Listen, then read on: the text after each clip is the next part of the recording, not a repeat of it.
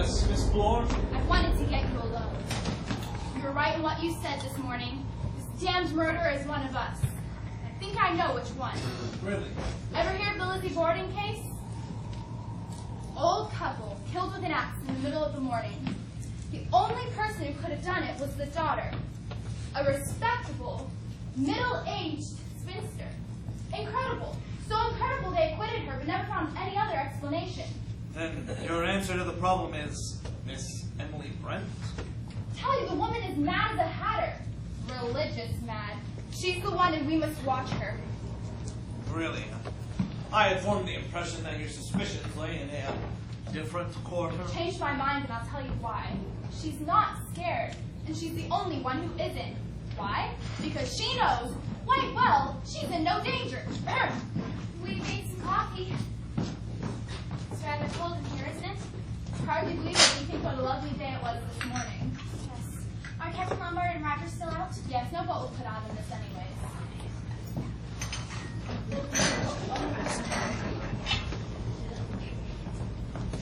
Miss Brent? Allow me. Thank you. You were right to suggest we go to lunch and have some brandy with it. I feel much better now.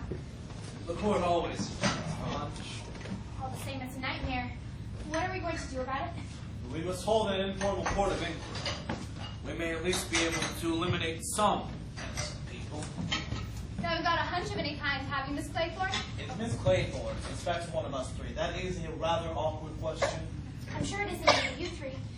If you asked if I suspected, I'd have to say Dr. Armstrong. Armstrong? Why, yes, he's had far and away the best chance to kill Mrs. Rogers. It's terribly easy for him as a doctor to slip her an overdose of some sleeping stuff. Someone else gave her the brandy, remember? The husband did have a good opportunity of administering the drug.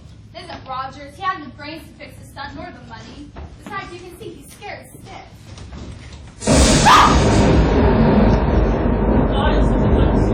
It's only you. What did you think it was, Beatrice Taylor?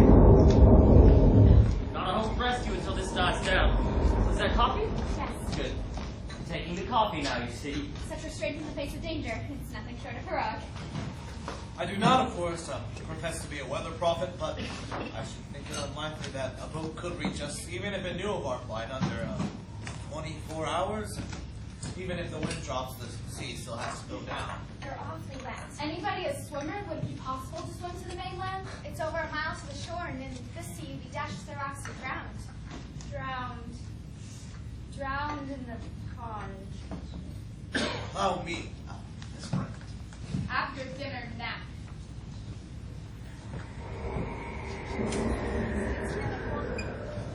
I could light a fire if you like, miss. Yes, that would be wonderful, Rogers. Very sound scheme, Rogers. Excuse me, but does anyone know what's become of the top bathroom curtain? Really, Rogers, are you going past too? The bathroom curtain? Yes, the scarlet oil silk. It's missing. Has anyone seen a scarlet oil silk curtain? No good, I'm afraid. It doesn't matter. It's just odd, is all. Everything on this island is odd. Oh well, I'll get some sticks and a bucket of coal and get a nice fire going.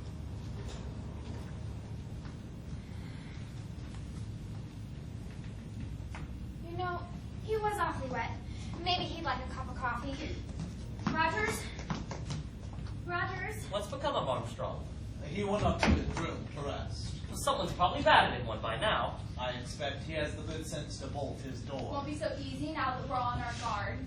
I'd advise you not to be too confident, Miss Warren. I should like shortly to propose certain safety measures which I believe we should all adopt. Against who? Against each other. We are all in grave danger. Of the 10 of us who came to this island, only 3 of us have been definitely cleared. There are 7 of us left. 7 little soldier boys. One of whom is a bogus little soldier boy. Exactly. Despite what Miss Claythorne said just now, I'd say that you, Judge Wargrave, and Dr. Armstrong are above suspicion.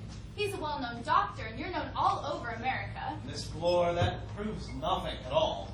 Judges have gone mad before now, and so have doctors. So have policemen. Hear, hear! Well, did he want some coffee?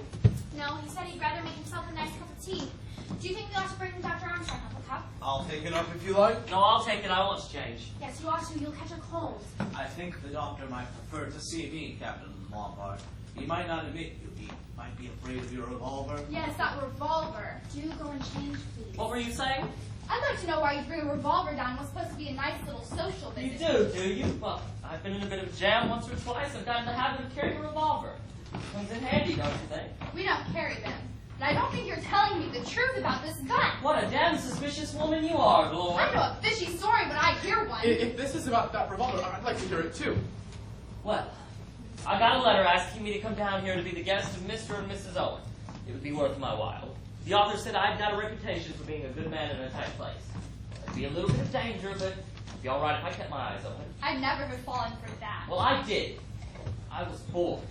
God, how I was bored back in that tame country.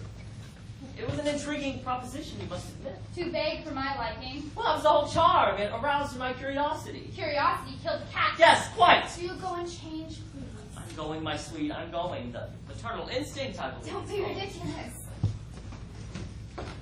That's a tall story. Even if it's true, why didn't you tell it to us last night? Maybe he thought it was just the emergency before she'd been prepared. Perhaps it is. I hardly think so. It was probably just Mr. Owen's little bit of cheese to get him here in the trap with the rest of us.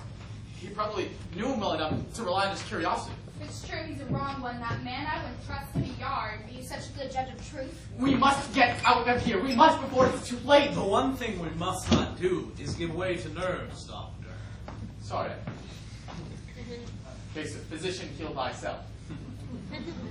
I've been overworked lately and run down. Sleeping badly? Yes, I keep dreaming.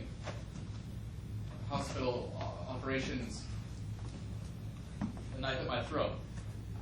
Real nightmares. Yes. Do you ever dream that you're in court, sentencing a man to death? Are you by any chance referring to a man called Edward Seaton? I can assure you, I shall not lose any sleep over the death of Edward Seaton. A particularly brutal and cold-blooded murderer.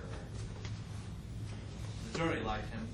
They were inclined to let him off, I could see, but I cooked Seaton's goose. Cold in here. Yes, I wonder what's taking Roger so long. Yes, where is he? It's been a long time. He said he was going to get some sticks. Six? Six, my God, six! Oh my God, no. How many are there? There's only 5.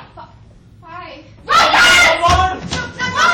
What the hell is going on? Have you seen Roger? No, why should 2 I? more soldiers have gone. 2? Philip, I thought it was you. I thought that What is it? Scullery. Is he? He's dead, all right. How?